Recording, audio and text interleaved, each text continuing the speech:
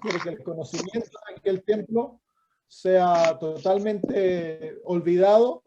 La iglesia de Dios, que es el segundo templo aquí en la tierra, está buscando controlarlo. Y luego el tercer templo de Dios, que es el tercer aspecto del templo de Dios, que es el cuerpo humano. Nuestro cuerpo es templo de Dios, dice la Biblia. El Espíritu Santo mora en nosotros. Nosotros no somos el dueño de nuestro cuerpo. Por lo tanto, cuando nosotros sometemos nuestro cuerpo por presión para que se hagan cosas en el cuerpo que va en contra de la voluntad divina, nosotros estamos violando la ley de Dios. Porque estamos reconociendo al ser humano sobre Dios y nos estamos sometiendo a la voluntad del ser humano. Hay dos aspectos en esto. Está la conciencia y está el cuerpo. La conciencia no se debe someter a nadie más que a Dios. Si nosotros sometemos nuestra conciencia al ser humano, entonces es idolatría. Lo mismo ocurre con el cuerpo. Si nosotros sometemos nuestro cuerpo para que el ser humano haga en él cosas que Dios ha dicho que no se deben hacer, entonces es una forma de idolatría. Violamos la ley moral y las leyes físicas. Más claro que echarle agua, pastor. Claro, si es que el asunto es claro. Si Sí. se ha, como se llama, confundido para que las personas no puedan hacer una decisión de conciencia, y en la confusión luego se pone presión para que el ser humano se someta. Nunca hemos nosotros de hacer decisiones basados cuando estamos confundidos y se nos está presionando, violando nuestra conciencia para hacer una decisión. Nunca debemos someternos en esos momentos. Porque es lo que le pasó a Eva. Es exactamente lo que Satanás hizo con Eva. La confundió y luego le puso presión para que hiciera la decisión incorrecta. Satanás siempre obra de la misma manera. Entonces, a ustedes no se les permite entrar a las iglesias, formen en sus hogares a grupos que permitan que cualquier persona venga a juntarse y adoren en los hogares. No se separen, no abandonen la iglesia, simplemente por el hecho que no se les permite adorar en la iglesia. Ahora entonces ustedes formen grupitos en los hogares y adoren en los hogares, siendo leales como adventistas. No independientes, ni revolucionarios, nada. Y escriban cartas a su pastor, a la junta, y pidan tener audiencia a la junta o a la asamblea para que se discutan estos asuntos a nivel de asamblea. No que el pastor o la asociación fue el que mandó que se hiciera esto. Es la asamblea que tiene que tomar la decisión si se van a seguir estos mandatos o no. Porque la asamblea es la autoridad suprema dentro de la iglesia. Si es por decisión de asamblea, hemos de acatar la decisión, no debemos nosotros crear división. Entonces ahora júntense en los hogares y comiencen a orar para que el Señor cambie las cosas. Amén. Oren y ayunen para que el Señor se manifieste y cambie las cosas. No debemos tener espíritu revolucionario ni espíritu independiente. Cuando hay esas leyes que violan la conciencia, que violan la capacidad de permitirnos reunirnos libremente, la iglesia entonces debe hacer planes para que todos sus miembros continúen adorando, ya sea que se hagan 3 reuniones cada sábado, 3 reuniones para que todos sigan asistiendo. Y si no hay salida, júntense en las casas, hermanos. Júntense en sus casas y comiencen a hacer obra misionera y pueden plantar una iglesia. Comiencen a predicar el evangelio, a hacer campañas, comiencen a hacer todo. Cuando el ser humano prohíbe algo, es la oportunidad divina para bendecir a los que son fieles. Lo que pasa es que yo presiento que esta es como una señal que nos está dando Dios para salir a los campos. Pienso porque nosotros acá en Villarrica, en Chile, nos podemos reunir quizás en un campo con todos los no vacunados y también la gente alrededor. En la mañana hacer los cultos y en la tardecita y estar todo el día, por ejemplo.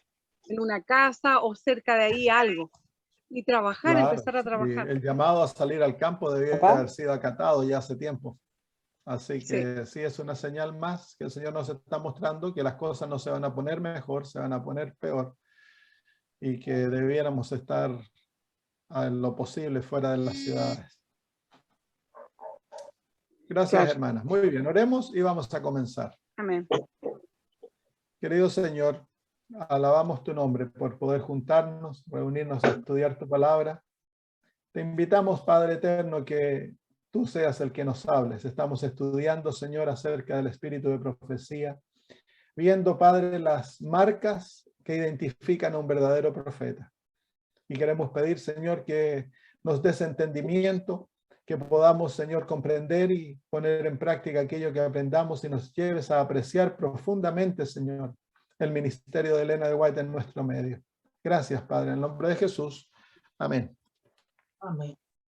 Muy bien, la semana pasada comenzamos a ver la primera parte del tema en cuanto a las marcas que identifican a un verdadero profeta, las pruebas que debemos someter a un profeta para saber si es verdadero o falso. Van a levantar falsos profetas, dice la Biblia, en el tiempo del fin, muchos de ellos. Y dentro del pueblo se van a levantar falsos profetas que sus mensajes van a llevar a la violación de la ley de Dios. Va a haber mucha maldad dentro del pueblo. Y eso está ocurriendo. El libertinaje que existe dentro del pueblo, el abandono de las reglas que Dios nos ha dado de vida, la falta de pureza que existe, ¿cómo se llama? El crecimiento en el adulterio, en la fornicación, y todas aquellas cosas son marca del hecho de que falsas enseñanzas han entrado dentro del pueblo de Dios y el pueblo los ha escuchado, y como son enseñanzas que tienden a darnos lindos sentimientos y pareciera que, uy, esto es tan bonito, entonces el pueblo se somete a aquello, abandona su fidelidad a Dios y se crea un libertinaje dentro del pueblo que trae maldad, la violación de la ley de Dios. Y la Biblia nos dijo que eso iba a ocurrir, y a medida nos acercamos más al fin, va a ocurrir más y más. Ok, las 6 marcas que hemos estudiado, hay 11 marcas que yo tengo, que yo he encontrado. Son: un verdadero profeta exalta a Cristo. Esa es la primera marca y la marca más importante. El verdadero profeta va a dedicar su vida y su mensaje a exaltar a Cristo y a traer a seres humanos a Jesús. Y es imposible, por supuesto, leer los escritos de Elena de White y no ver cómo ella exalta a Cristo. Ella amaba a Jesús de todo corazón. Era su mejor amigo, su salvador. Marca número 2, un verdadero profeta proclamará la divinidad y la encarnación de Jesús. Va a proclamar la divinidad y la encarnación de Jesús. Tercero, un verdadero profeta habla el mensaje divino, no habla lo que a ellos piensan, lo que a ellos les ocurre. Ellos hablan, comunican aquello que Dios les ha otorgado, la palabra de Dios. Y la cuarta marca, un verdadero profeta exalta la ley de Dios y llama al pueblo a la obediencia de aquella ley. Y si ustedes han leído los escritos de Elena de White, no toma mucho tiempo para darse cuenta el énfasis que ella le da a la ley de Dios y el llamado constante en sus escritos a la obediencia, a una vida de obediencia y sumisión a aquella ley. La quinta marca, el mensaje de un verdadero profeta estará de acuerdo con los mensajes de otros profetas verdaderos que vinieron antes que ellos. En este caso, los mensajes del espíritu de profecía, los escritos de Elena de White, han de estar de acuerdo con las Sagradas Escrituras. si ella contradice, si ella se opone a las Sagradas Escrituras, entonces Elena de White es encontrada profeta falsa, porque la Biblia es, o los mensajes de profetas anteriores, es el medio a través del cual se prueba un nuevo profeta. No es lo opuesto. Pero una vez que el profeta es encontrado verdadero, entonces aquel profeta, sus mensajes son unidos a aquellos mensajes de los profetas anteriores. No se los ve como en competencia, como uno superior a otro. Por ejemplo, viene Ezequiel o Daniel de primera, por supuesto, sus mensajes van a ser probados por los mensajes de los escritos de Moisés, que son la autoridad por lo cual se prueba todo profeta, y los mensajes de Isaías, y los mensajes de Zacarías, y los mensajes de todos los profetas que han venido y han sido aceptados como verdaderos profetas, ahora se usan para probar a los nuevos profetas. Pero cuando el profeta nuevo es encontrado como verdadero profeta, ahora entonces sus mensajes son aceptados como de tanta autoridad como aquellos que vinieron antes que él. Dentro de la iglesia adventista hay un pensamiento, de que debemos estar constantemente probando a Elena de White. Y eso no puede ser. O Elena de White es una profeta verdadera, y si es profeta verdadera, entonces se la ha de aceptar como teniendo tanta autoridad. Sus mensajes son de tanta autoridad como los mensajes de las Sagradas Escrituras, pero su papel es distinto. El objetivo de su ministerio es distinto al del profeta de las Sagradas Escrituras. Ella no nos fue enviada para reemplazar la Biblia, para sobrepasarla. Ella nos fue enviada para llevarnos a las Sagradas Escrituras. Por lo tanto, nuestros mensajes han de ser presentados por la Biblia, no por el espíritu de profecía. Pero eso no quiere decir que nosotros no aceptamos como autoritativo los mensajes de Elena de White. Tienen tanta autoridad como la Biblia, porque ella fue inspirada por el Espíritu Santo. Ahora, si ella no es encontrada como verdadera profeta, entonces es falsa profeta, ha de ser rechazada. No hay camino medio. No hay que, bueno, en algunas cosas ella fue y en otras cosas no fue. Y que no, eso no existe. O es verdadero profeta y se acepta sus mensajes como mensajes divinos, o no es verdadera profeta, es una profeta falsa y se rechaza.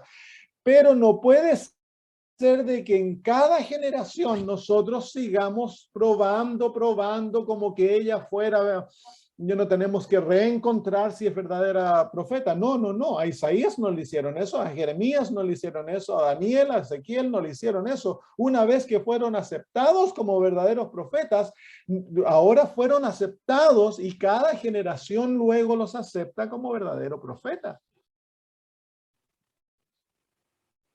A Elena de White como que siempre se la tiene en un pendiente para ver si es verdadera profeta. No puede ser eso. Una vez que se ha encontrado y se la ha probado fielmente, entonces si es verdadera profeta, se le acepta sus mensajes como mensajes de Dios y son mensajes autoritativos. Si rechazamos sus mensajes, nos perdemos, porque estamos rechazando la palabra de Dios. Muy bien. Y el último punto que vimos, que las profecías, las predicciones de un verdadero profeta, si no son condicionales, se van a cumplir 100%. Elena de White no dio muchas predicciones cuando uno compara lo que ella escribió. Ella escribió en cuanto a la vida familiar, ella escribió en cuanto a la educación, ella escribió en cuanto a la salud, ella escribió en cuanto a la vida de la iglesia, la vida espiritual, escribió en cuanto a la historia, escribió comentarios bíblicos, millones de páginas.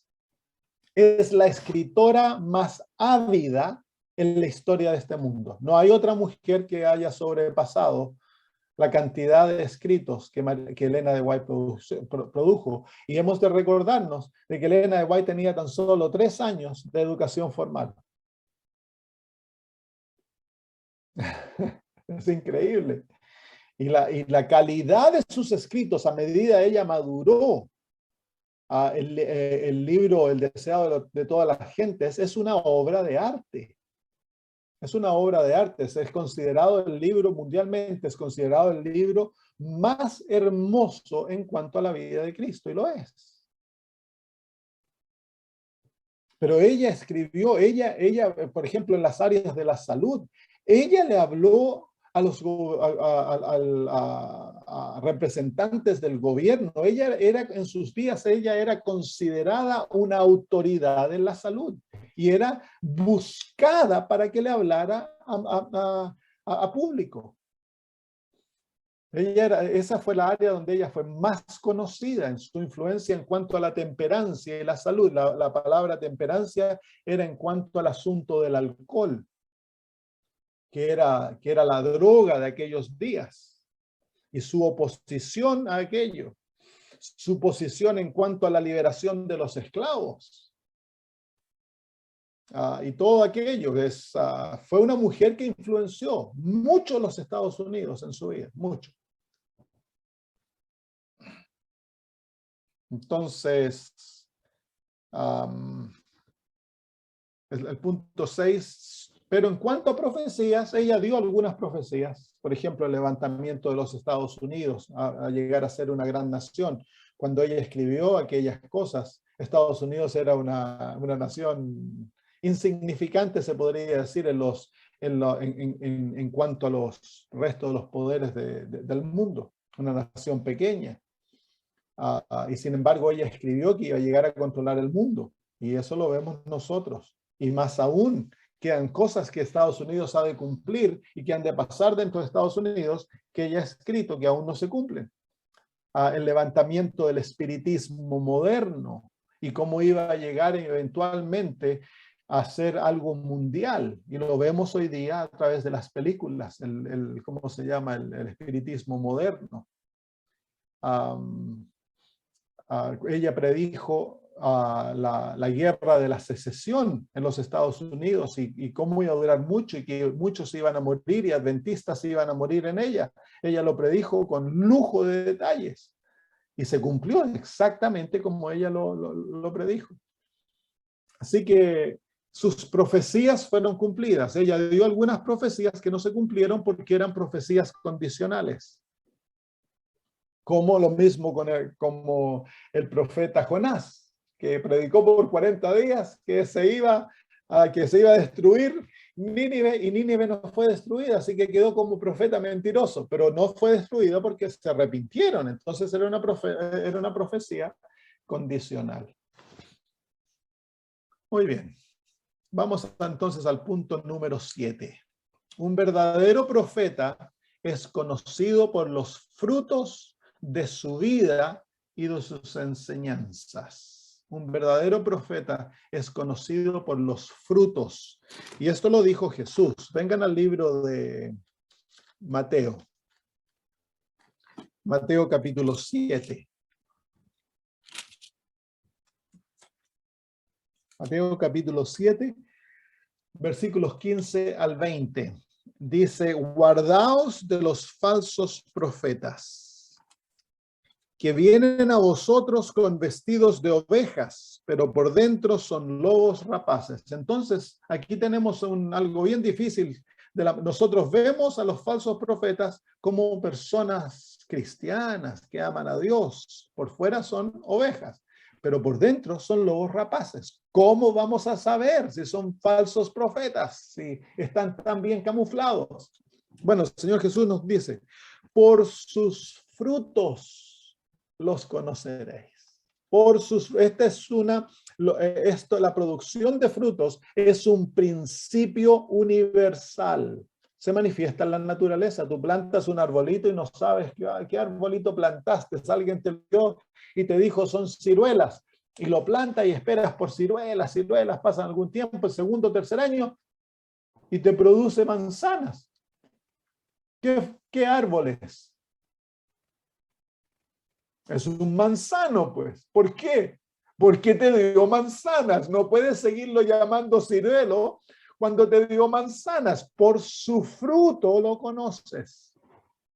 Este es el principio que Dios Dios permitió que se llevara a cabo en el gran conflicto con Satanás. Al principio de aquel conflicto, cuando Satanás desarrolló la obra del pecado y del egoísmo, el universo no conocía cuáles eran los resultados de este nuevo principio en el universo. Entonces Dios le dio tiempo. Y el tiempo irrevocablemente iba a llevar que ambos reinos produjesen frutos. Y el universo iba a poder juzgar sabiamente cuál reino ellos desearían que reinara sobre ellos, basado en los frutos. Los frutos es algo que no se equivoca. Entonces Dios permite y hoy en día vemos los frutos del reino de Satanás. Y yo te pregunto, ¿te gustaría que Satanás reinara sobre ti por la eternidad? ¿Por qué no? Porque hemos visto sus frutos. Hemos experimentado los resultados del gobierno satánico. Nadie lo quiere, excepto los que están engañados. Pero el universo entero ha rechazado a Satanás. Pero hubo un tiempo que el universo tenía simpatías por Lucifer. Y esas simpatías perduraron hasta la cruz. Cuando él crucificó a Cristo, entonces las simpatías del universo se cerraron totalmente hacia Lucifer. Entonces, cuando hay confusión, cuando algo no se entiende, cuando no se ve claramente, dale tiempo al tiempo y permite que produzca frutos. Por sus frutos los conoceréis. ¿Acaso se recogen uvas de los espinos o higos de los abrojos? Así todo buen árbol da buen fruto, pero el árbol malo da frutos malos. Entonces, esa es una ley dada por Dios. Es imposible que un profeta mentiroso, un profeta falso dé buenos frutos. Tarde o temprano lo vas a conocer, ya sea por su vida, porque en su vida hay condiciones que van en contra de la ley de Dios y los mensajes divinos dados por otros profetas, o el fruto de sus enseñanzas. El fruto de la enseñanza de este profeta crea situaciones que llevan al pueblo a la desobediencia, al libertinaje, al abandono de los principios divinos y de la obediencia. Versículo 18, no puede el buen árbol dar malos frutos, ni el árbol malo dar buenos frutos. Todo árbol que no da buen fruto es cortado y echado en el fuego. Así que por sus frutos los conoceréis. Y aquí vamos a ver un ejemplo de los frutos de un falso profeta. Viene en el próximo versículo. No todo el que me dice Señor, Señor entrará en el reino de los cielos, sino que el que hace la voluntad de mi Padre que está en los cielos. Muchos me dirán en aquel día, Señor, Señor, ¿no profetizamos en tu nombre y en tu nombre echamos fuera demonios y en tu nombre hicimos muchos milagros? Versículo 23, y entonces les declararé, nunca os conocí, apartaos de mí, hacedores de maldad. Esa palabra, hacedores de maldad, esa frase, en el original quiere decir, vosotros que violáis la ley de Dios. Entonces, ¿cuál es esta gente ha sido engañada? ¿Ha sido engañada por quién? Por los falsos profetas. ¿Y cuál es el engaño? Ellos creen que son cristianos. ¿Y cómo creen que son cristianos? Porque echan fuera demonios, porque profetizan y hacen grandes cosas por Dios. Han sido engañados, porque la verdadera prueba de un verdadero cristiano es si él conoce a Cristo y lo obedece. El conocer a Cristo es tener una vida de intimidad con Cristo, vivir íntimamente con Jesús. Y esa vida de intimidad me lleva a hacer la voluntad de Dios, que es vivir en obediencia a sus mandamientos. Pero los falsos profetas le llevan a esta gente, le enseñan a esta gente, las enseñanzas del falso profeta, lleva a esta gente a creer que ellos pueden ser cristianos y son cristianos porque hacen milagros y predican y echan fuera demonios, viviendo una vida de desobediencia. Ahí se encuentran los frutos de un falso profeta. Cuando la enseñanza de un pastor, de profesores, ya sea de quien sea, lleva a la desobediencia, al libertinaje, a bajar la importancia de la ley de Dios, es falsa enseñanza. Por supuesto, está el otro extremo, enseñanza que lleva al farisaísmo, a la, ¿cómo se llama?, al legalismo. Eso también es falsa, hay una enseñanza de falsos maestros. En el libro de Mateo 24 encontramos lo mismo. Mateo 24 encontramos exactamente lo mismo dado por Jesús.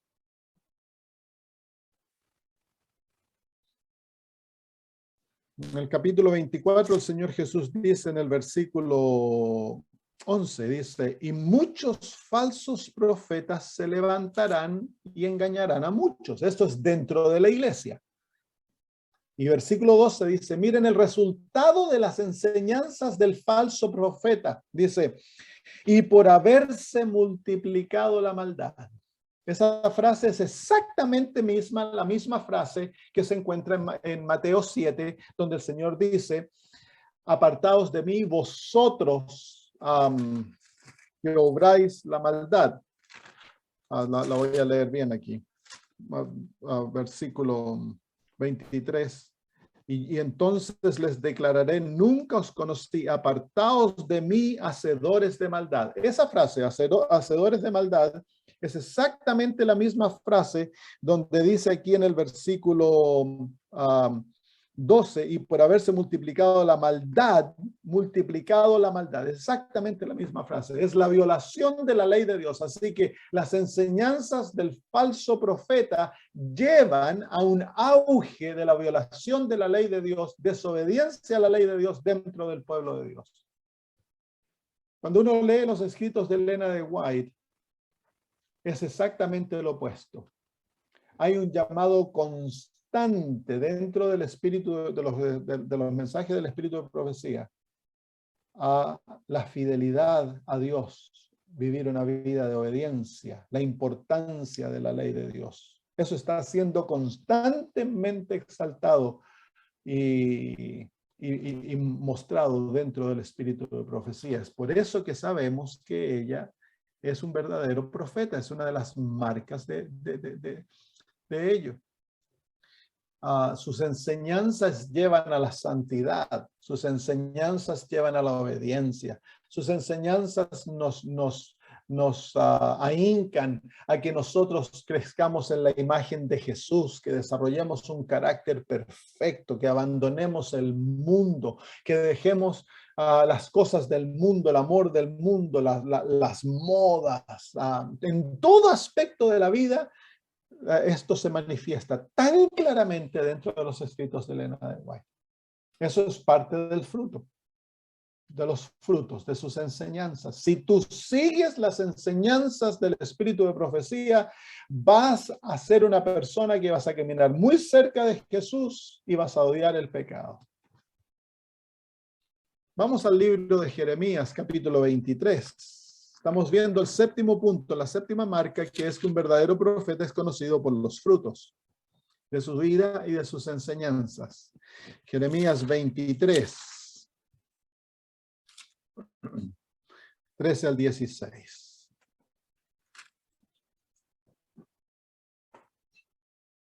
Dice, en los profetas de Samaria he visto desatinos. Profetizaban en nombre de Baal e hicieron errar a mi pueblo de Israel. Y en los profetas de Jerusalén he visto torpezas, cometían adulterios y andaban en mentiras y fortalecían las manos de los malos para que ninguno se convirtiese de su maldad. Me fueron todos ellos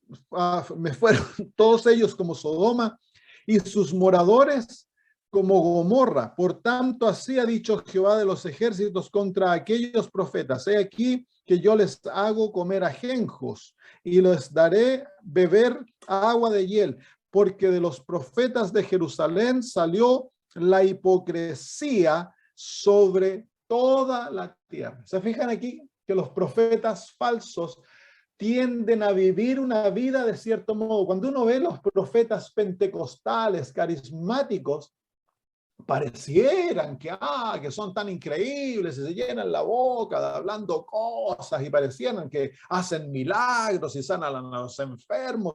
Y muchos adventistas, aquí yo tenía en una de mis iglesias, tenía varios miembros que antes que yo llegara a la iglesia habían caído por el asunto de estos profetas pentecostales, carismáticos. Y dentro de la iglesia adventista se levantó un movimiento, estos muchos años atrás, muy carismático, y tanto que en sus reuniones caía oro del cielo y se les manifestaba oro en las palmas de sus manos y se les llenaban las cavidades de los dientes donde tenían tapaduras normales. Durante la reunión parecían todas de oro. Uy, un tremendo. Eso fue el principio de los 2000. Yo estaba recién comenzando el ministerio. Y me mandaron a esa iglesia a mí y el Señor sacó a algunos de ellos de este movimiento, pero hubieron unos que nunca se pudieron recuperar. Benny Hinn, por ejemplo, amaban a Benny Hinn, era como un tremendo profeta. Y resulta que Benny Hinn ha vivido una vida inmoral, era drogadicto, engañoso, es como se llama, ladrón, mentiroso. Y sin embargo, muchos lo creen que es un verdadero profeta por sus manifestaciones y lo que dice. Pero resulta que el fruto de la vida no va de acuerdo a la ley de Dios.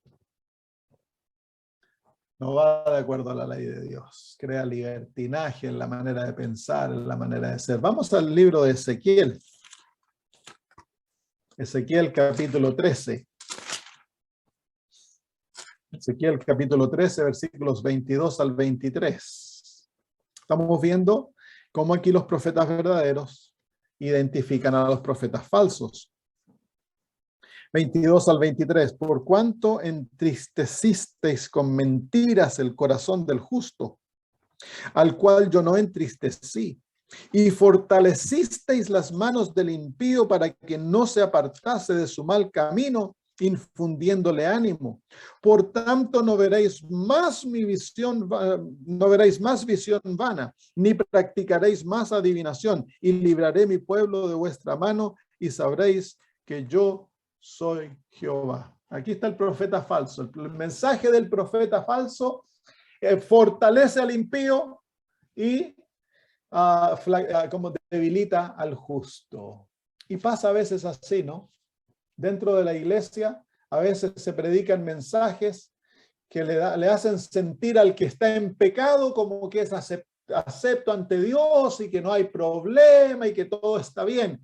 Y al justo, al que vive una vida de amor a Dios, de obediencia, se lo hace sentir como fanático, como extremista, como que ¿cómo se llama? Y se lo ve con ojos raros.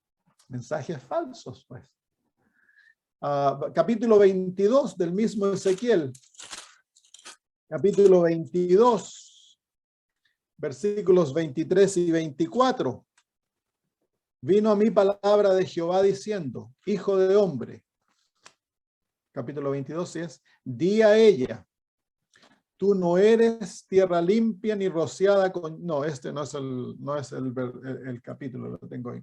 Vamos al versículos 28 y 29, veamos si está correcto. Profetas,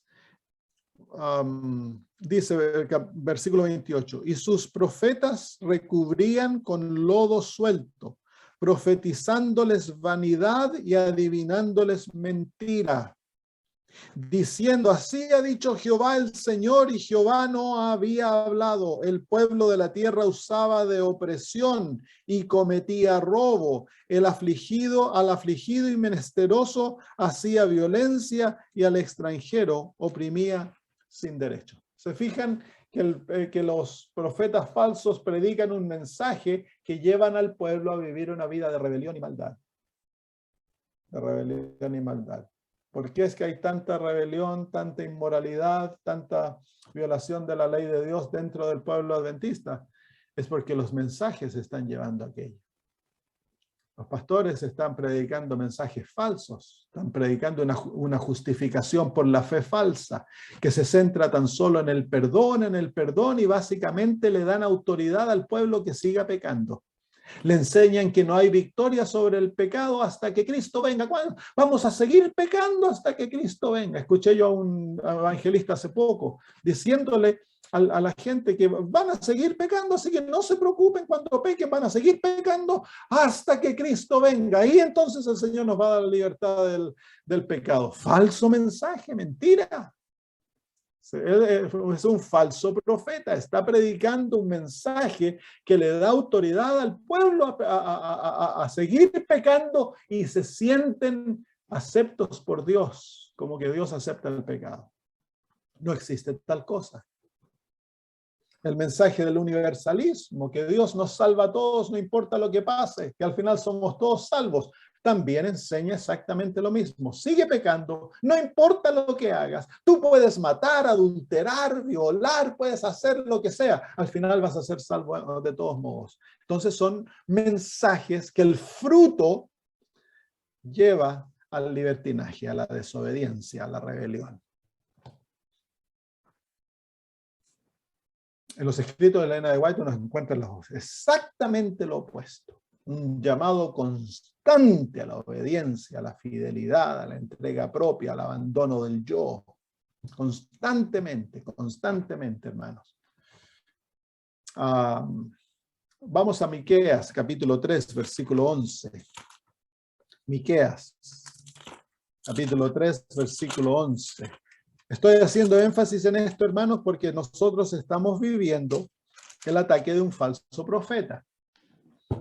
Como lo dice el libro de Daniel, el libro de Apocalipsis.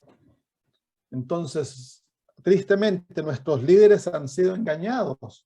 Nuestros pastores, muchos, no todos, pero muchos de ellos han sido engañados por una teología falsa, que es la teología que viene del falso profeta.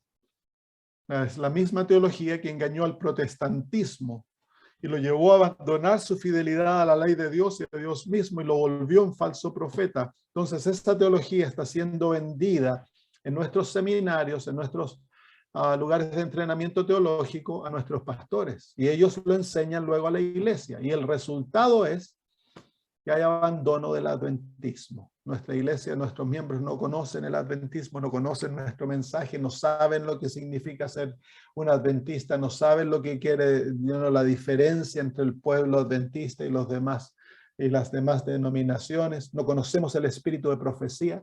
¿Por qué? Porque hay una falsa teología que ha sido enseñada por un falso profeta.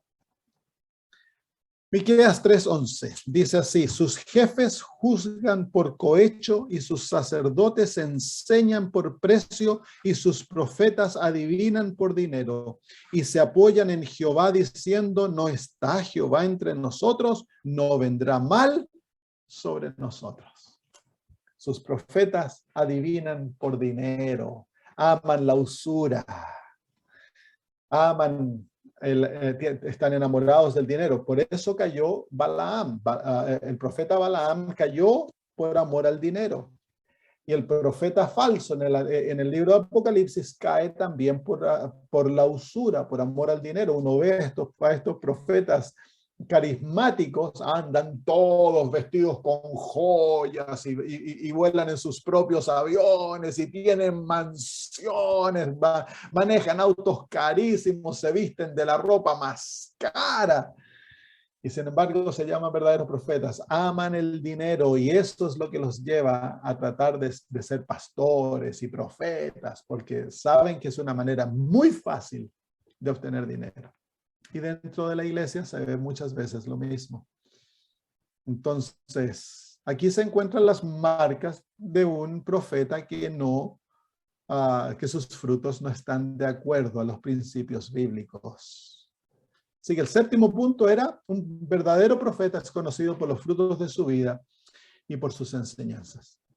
Nosotros en inglés tenemos un récord de la vida de Elena de White en su biografía de 70 años. cómo ella fue como madre, como esposa, como vecina, cómo ella fue como miembro de iglesia.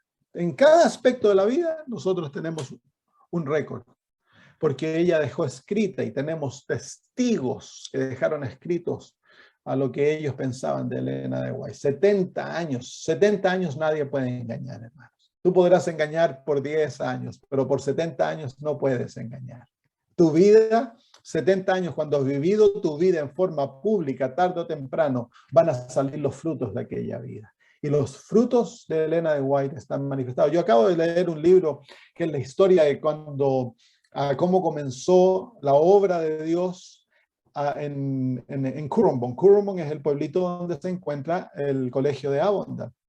Y fue Elena de White que lo estableció. Y a través de una visión, Dios le mostró que debieran comprar ese terreno. Y Dios le mostró que iba a ser un terreno muy, muy fértil, pero cuando vinieron a hacerle las pruebas al terreno, los expertos de aquellos días del gobierno dijeron que eso no tenía valor, que esa tierra no tenía valor ninguno, pero resulta que los líderes no querían comprarlo, pero ella dijo, si ustedes no lo compran, entonces yo lo voy a comprar porque Dios ha dicho que este es el terreno que debemos comprar para el colegio. Y resulta que ese terreno se encontraba en un pueblo que era un pueblo de criminales. Habían varios hoteles donde iban a tomar, era un pueblo muy pobre y era un pueblo que estaba lleno de crimen. En menos de 10 años, a través de la influencia de nuestros obreros y especialmente de Elena de White, cambió totalmente. Dejó de haber violencia, se cerraron los hoteles, muchos se hicieron adventistas. ¿Y cómo fue que lo hicieron? Comenzaron a visitar a los enfermos, a los pobres. Ella, cuando iban a visitar a una familia pobre, ella le decía a su enfermera, cuando puedas, trata de tomar las medidas de los niños para hacerles ropa. Entonces venían, les hacían ropa y después volvían y les llevaban ropita nueva, y eso ganó el corazón de las familias en aquella área. De primera, que las familias no querían tener nada que ver con los adventistas, pero a medida se fueron sanando los enfermos, las enfermeras que Elena de White trajo, visitaban a los enfermos, les hacían remedios naturales, y tanto se salvaron, se sanaron, que a medida fueron pasando los años, el pueblo de Currumbin llegó a ser un pueblo modelo de lo que el evangelio puede hacer. Y esa historia se cuenta vez tras vez. Elena de White tenía casas grandes, a pesar de que era ella y su esposa, y luego murió el esposo, pero ella tenía casas grandes. ¿Por qué? Porque ellas siempre en sus hogares tenían niños que habían adoptado. Ella tuvo 4 niños, 2 de los cuales se murieron en temprana edad, uno en la niñez, otro en la adolescencia.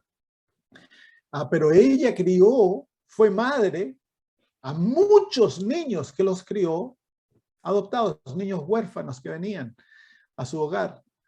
Era conocida como una mujer feliz, una mujer que estaba constantemente cantando. Era un deleite trabajar con ella. Los años de su vejez. Por ejemplo, se encuentra la historia de un muchacho que en el pueblo vivía Elena de White en California, y en el pueblo ya estaba ella bien viejita. Había un muchacho que estaba bien enfermo y le dijeron, anda a ver a Elena de White, ella te va a enseñar cómo sanarte. Le dijeron en el pueblo, estaba ella rodeada mayormente por italianos. Y el muchacho un día se fue y encontró a Elena de White trabajando en el jardín. Y ella se levanta y le dice, oh, sí, te estaba esperando, le dice, y lo llamó por nombre. El Señor ya le había mostrado que este muchacho iba a venir. Y sin que el muchacho le dijera, ella le dice, mira, tienes que hacer esto, y te vas a sanar de tus problemas estomacales. Y el muchacho quedó como confundido, como queriendo decir, sí, pero ¿cómo puedo hacerlo yo? Entonces ella le dice, ¿te gustaría venir a trabajar, ayudar a mis cocineros para que aprendas a cocinar sanamente? Y él le dice, ya, claro, no hay problema. Entonces el muchacho comienza a venir a trabajar en la casa de Elena de White con los cocineros de su hogar, y comenzó a aprender la reforma pro salud. Pero no tan solo la reforma pro salud, él comenzó a aprender el mensaje adventista. Se relacionó en forma directa con la profeta. Y un día tuvieron que viajar a un lugar donde se Se había comprado un terreno donde, un lugar donde había mucha sequía, pero el Señor le había mostrado a Elena de White que había agua. Entonces fueron allá y el muchacho vino con ellos. Y él tenía como 16 años. Entonces cavaron un tremendo pozo.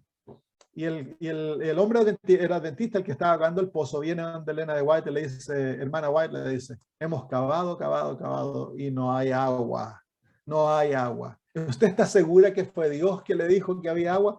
Ella le dijo, siga cavando, porque Dios me dijo que habían ríos de agua. Le dije, bueno, sí, es porque creo en usted que sigo cavando, le dijo. Así que cavaron, cavaron, y de repente sale un grito y le dice, sáquennos, sáquennos, que hay un río de agua y se está llenando todo aquí de agua. Se quedaron todas las herramientas abajo. Y ese muchacho, el muchacho de 16 años, vio y escuchó. Él escuchó cuando Elena igual le dijo, Dios me mostró que habían ríos de agua. El pozo se llenó en minutos cuando se llegó a la fuente de agua, y ahí el muchacho se hizo adventista. Así que el fruto de su vida muestra que ella era una mujer que amaba a Dios de todo corazón y lo servía como verdadero profeta. Y el fruto de sus mensajes crean en la vida de aquellos que los toman y los obedecen una vida de santidad, un deseo de crecer en la imagen de Cristo, de vivir una vida de obediencia. Esa es la prueba más dura para un profeta. Esa es la prueba más dura, porque los frutos no mienten, o los frutos van a ser frutos de santidad o de desobediencia. No hay camino medio. El profeta tiene desafíos en su propia vida, es un ser humano, son defectuosos. Hay momentos que ellos flaquean en seguir su propia luz, pero cuando uno mira la dirección de la vida, o sobre 70 años, es imposible ser engañados, porque esa vida va a declarar obediencia o desobediencia. En el caso de Elena de White es una vida de obediencia, de total dedicación. Ella perdió 2 hijos por la muerte, siguió sirviendo al Señor. Nunca lo renegó, nunca lo abandonó. Perdió luego a su esposo por muerte. Y siguió siendo adelante, cuando incluso su esposo tuvo 3 apoplegias y quedó con problemas un poco, su carácter cambió y se volvió muy dominante y comenzó él a tratar de gobernar lo que Elena de White escribía. ¿Saben ustedes lo que hizo la profeta?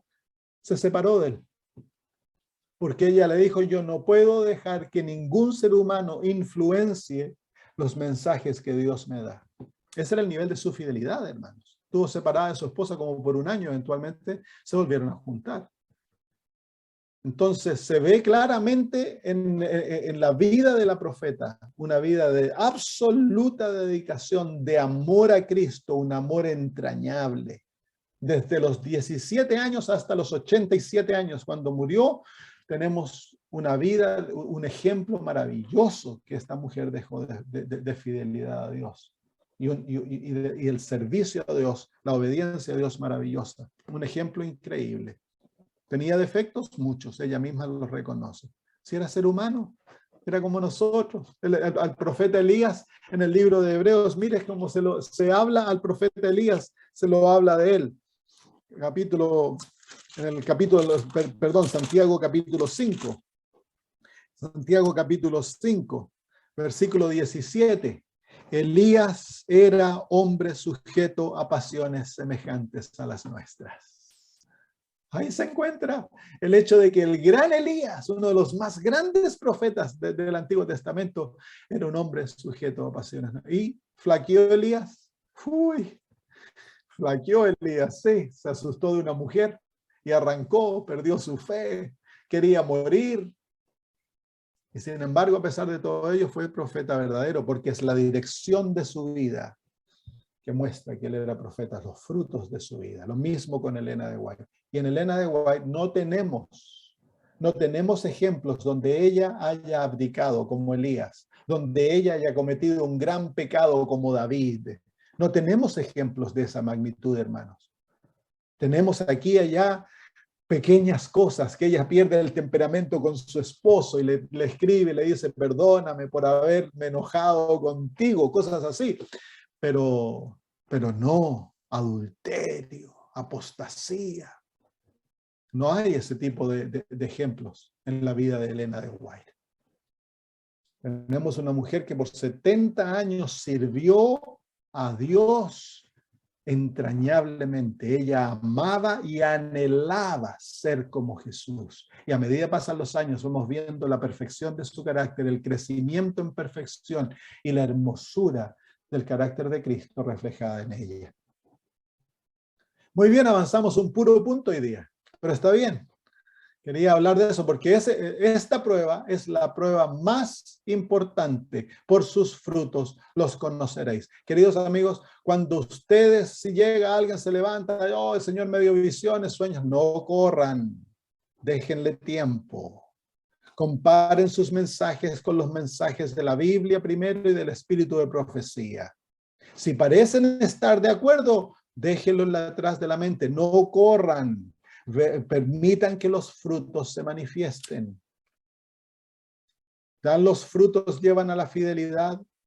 ¿Es el profeta fiel él mismo? ¿Vive una vida de dedicación y obediencia a Dios? ¿Y llevan sus mensajes a la obediencia, a la dedicación, al amor de Dios? Nos llevan y nos ahincan a vivir una vida de total dedicación a Cristo. Muy bien, ¿hay alguna pregunta, hermanos? ¿O Lilian?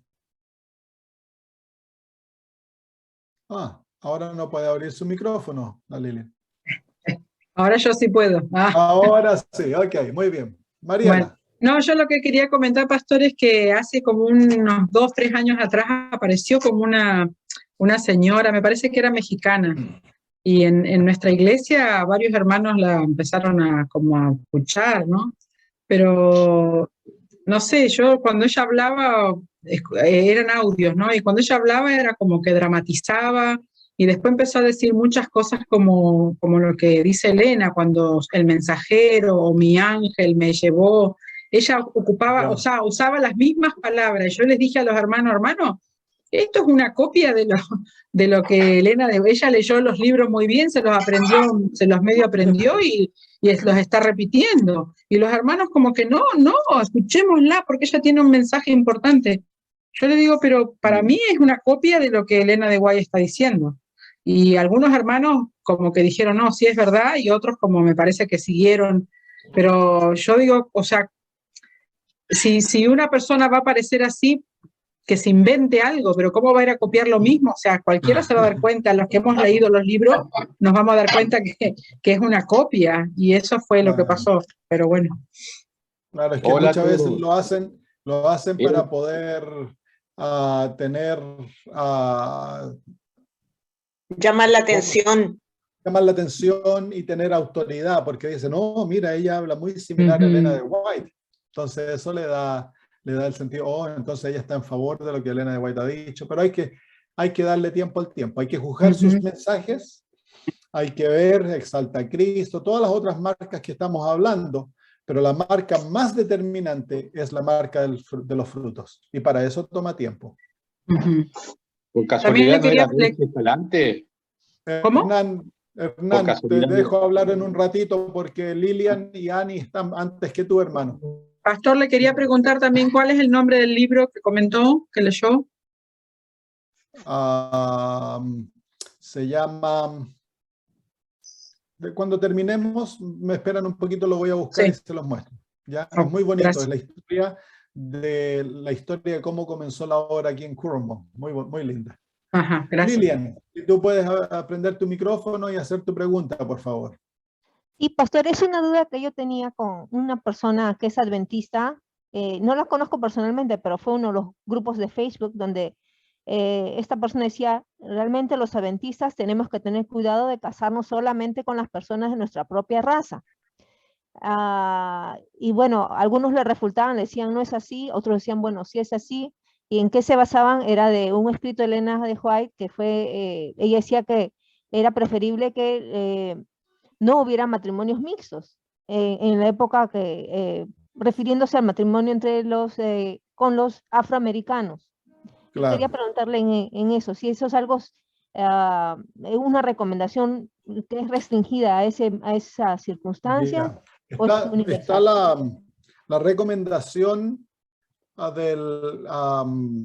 viene del principio que no debemos estar unidos en yugos desiguales. La primera aplicación de ese principio bíblico es que no debemos casarnos con personas que no son de nuestra fe. Entonces, adventistas debieran casarse, de acuerdo al consejo divino y al espíritu de profecía, con hermanos, con personas adventistas. Pero no tan solo adventistas, tienen que ser verdaderos cristianos que amen al Señor de todo corazón.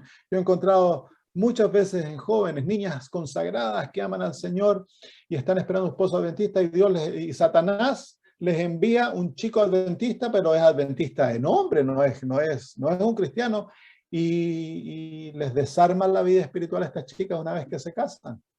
Entonces no es tan solo ser adventista, es ser un verdadero cristiano. Eso significa estar unido en un yugo igual. Tiene que ser cristiano de corazón, amar al Señor, y ser adventista de fe, que crea en las creencias, que guarda el sábado y todo aquello.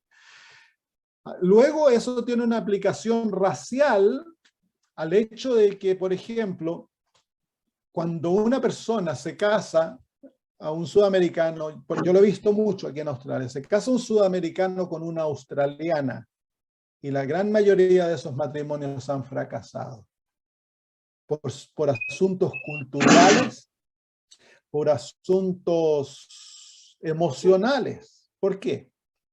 ¿Cómo se llama? Los australianos son criados casi sin afección. En un hogar sudamericano hay mucha afección, hay cariños, hay besos, hay abrazos y todo eso. Entre los australianos anglosajones, a los niños casi no se los abraza, entonces la niña crece sin demostrar sus afecciones, y entonces eso ocurre a todo nivel en el matrimonio, especialmente en la cama, en la relación sexual. Y la gran mayoría de aquellos hogares que se han unido han terminado en divorcio dentro de la iglesia. Entonces hay sabiduría cuando Dios dice que hay que la unión, porque Dios anhela que el matrimonio sea feliz. Entonces Dios desea que cuando la pareja se una tenga todas las posibilidades para ser feliz.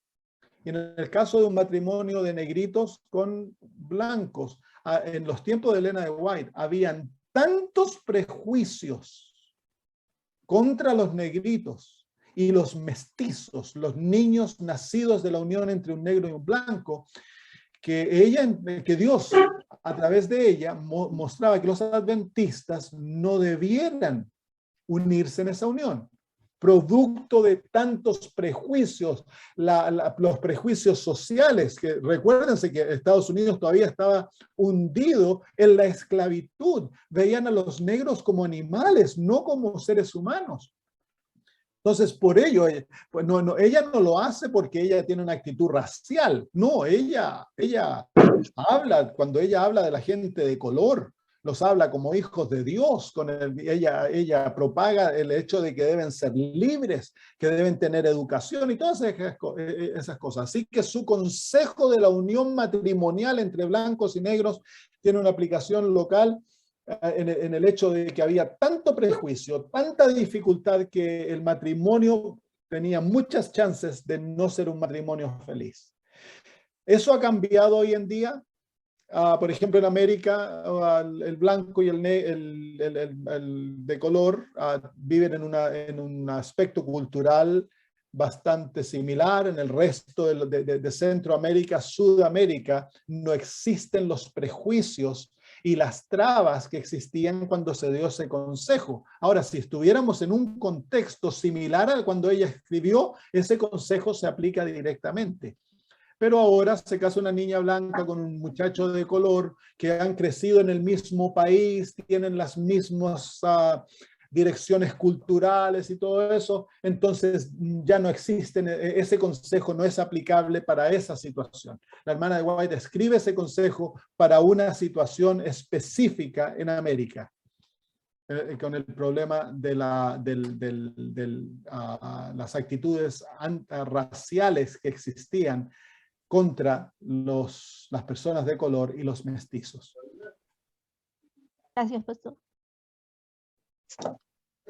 Muy bien, ¿hay alguna otra preguntita por ahí? Hermana Ani Ramírez, usted tiene preguntas. Sí, hola pastor, buenas Hola, hola. noches. Bueno. Quería preguntarle si nosotros, no me quedó claro en realidad, si nosotros podemos esperar que aparezcan otros pastores en este tiempo. ¿Otros O ya profetas? se cerró, sí, claro, perdón, otros profetas, o ya se cerró el canon ese. No. No sé ser profeta es un don del Espíritu Santo, el don de profecía, y eso va a durar hasta que se acabe el tiempo de gracia. Entonces, ¿vamos a tener profetas? Sí, esta es mi creencia. Se le preguntó a Elena de White si iban a haber otros profetas y ella dijo, no me ha sido dado luz en cuanto a ello, pero una cosa sí, mis escritos pueden guiar al pueblo de Dios hasta la Canaán celestial. Así que no necesitamos profeta de la magnitud de Elena de White. Lo que sí yo pienso que Dios nos va a dar a medida nos acercamos al tiempo del fin y va a haber tanta confusión, tanta dificultad, el pueblo de Dios va a necesitar especial sabiduría, Dios va a enviar profetas locales, como en el libro de Hechos, que van a cumplir una función local. Puede que se levante un profeta, Dios le diga un par de sueños para responder ciertas situaciones que como pueblo vamos a confrontar. Yo pienso que si se levantan profetas, y de hecho se van a levantar falsos profetas, sí, y siempre que se levantan falsos profetas es porque está obrando el testimonio de un verdadero profeta. Así que yo pienso que sí se van a levantar y es por eso que necesitamos muy bien conocer las Sagradas Escrituras y el espíritu de profecía y probar a los profetas. Gracias, pastor. De nada, hermano. Hernán. Sí, pastor, ¿cómo le va? Hola, dos muchacho. cositas.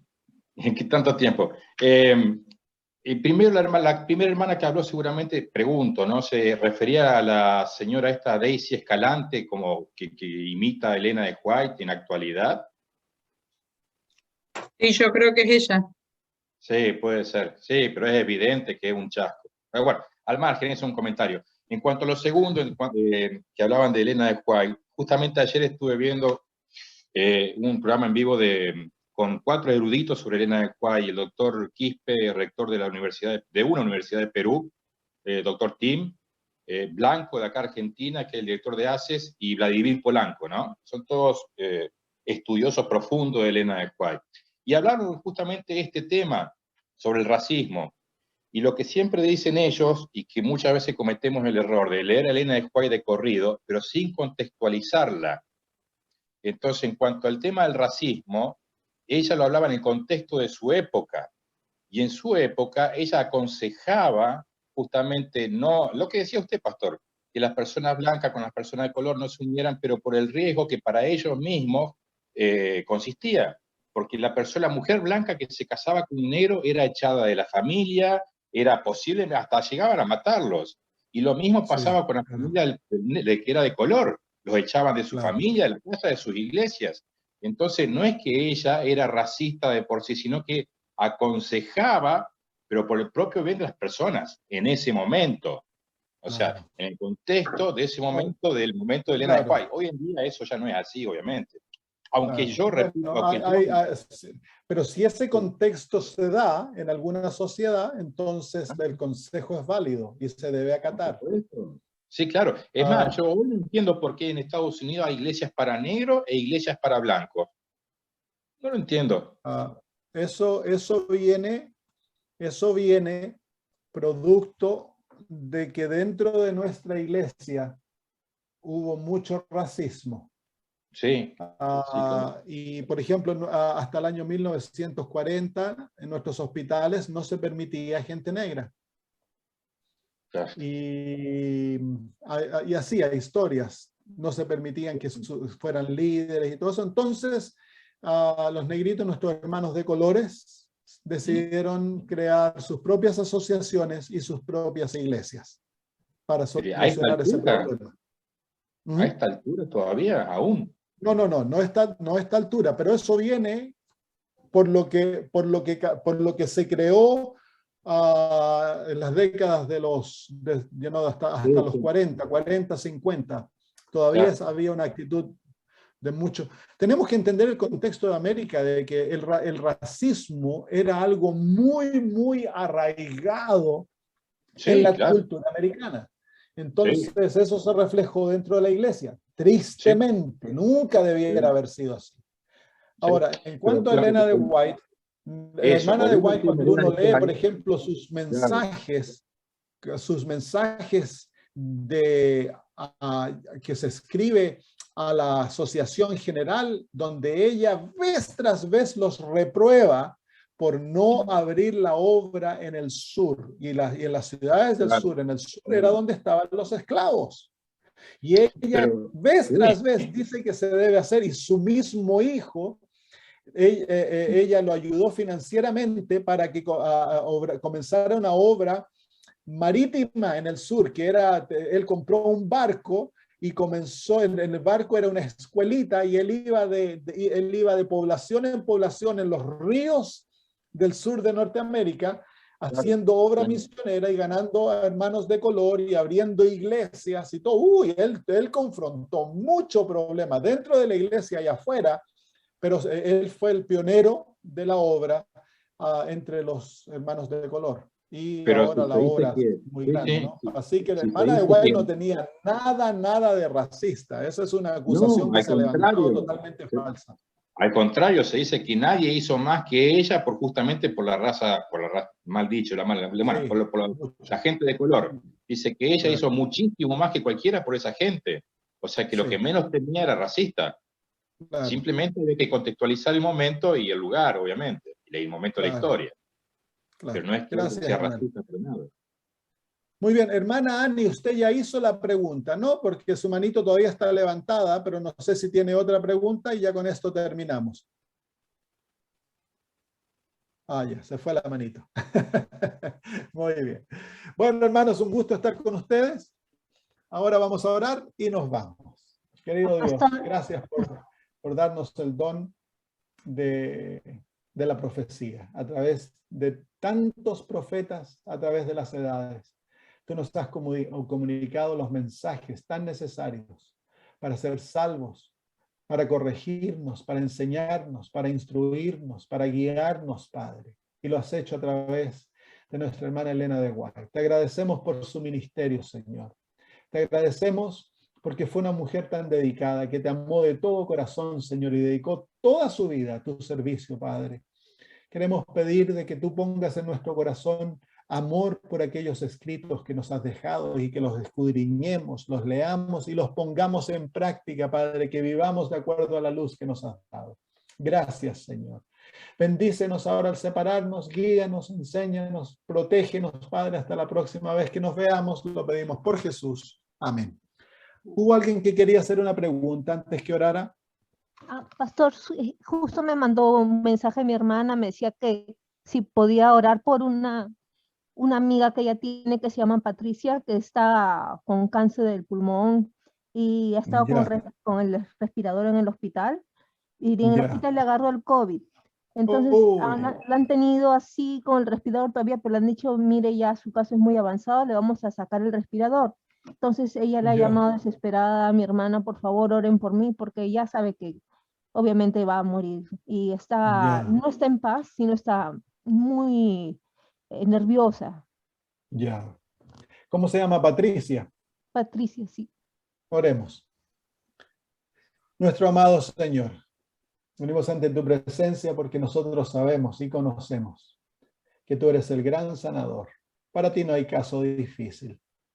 Tú, Señor, puedes levantar a los muertos. Y queremos, Padre, en estos momentos interceder por Patricia, que está en el hospital, Señor, y básicamente los doctores le han dicho que le van a dejar morir. Tiene cáncer al pulmón y también, Señor, tiene COVID. Padre eterno, a través de la sangre maravillosa de Cristo, pedimos que perdone sus pecados. Si el cáncer es producto, Señor, de su propia falta de cuidado de su salud y de su cuerpo, Te pedimos que tengas compasión de ella, que la perdones, la limpies en la sangre de Cristo, porque Cristo murió y ya pagó todos sus pecados, Señor. Queremos pedir que ese acto llegue a ser eficaz en su vida. Que el perdón que le ofrezcas, Señor, la lleve a entregarse a ti, a amarte. Que abra su corazón, invite al Espíritu Santo, Señor, y sea ya nacida nuevamente. Y que tenga la seguridad de la vida eterna. Y querido Padre, también imploramos por su sanidad. Tú nos has dicho que tú eres el que perdona todas nuestras faltas y que nos sanas de todas nuestras enfermedades. Por sus llagas somos nosotros sanados, dice tu palabra, y el sol de justicia nacerá trayendo salud en sus alas. Te suplicamos, Padre, que si tú ves que es lo mejor que puedes hacer ella, que sanarla y devolverle su vitalidad, su sanidad, si es lo mejor que puedes hacer por ella y esto es lo que más va a traer gloria a tu nombre, entonces en el nombre bendito de Jesús te suplicamos que la sanes, que la restaures, que le quites el cáncer, el COVID y que ella salga de aquella sala totalmente viva como testimonio de tu poder, Señor, llena de salud. Bendito y alabado seas porque sabemos que has escuchado nuestra oración y que la responderás, pero pedimos que hagas tu voluntad y que te glorifiques de la manera que mejor tú ves. Si ella ha de morir, pedimos que la abraces y que muera en plena confianza de una resurrección certera que vendrá cuando Cristo venga. Que muera en esperanza de la vida eterna, Señor, y que tenga un sueño dulce al descansar. Hasta el día glorioso de la resurrección lo pedimos en Cristo Jesús. Amén. Amén. Gracias, pastor. Amén.